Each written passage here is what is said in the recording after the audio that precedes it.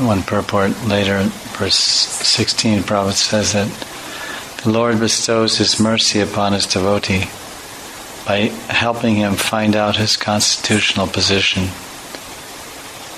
For that purpose, the Lord is always ready to help the devotee in every way. So the context here of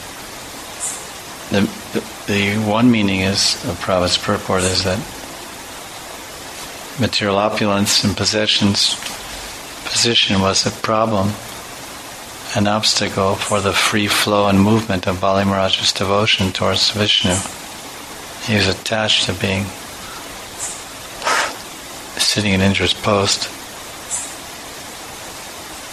So to favor him and restore him to his position, constitutional position, Jivara Swarupaya Krsna Radharani, as Krishna's eternal servant, Lord Vamanadev took away all that wealth and position.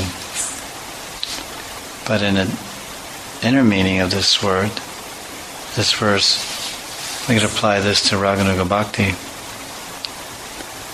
that our constitutional position means our sthayi bhav, and Krishna will help in every way.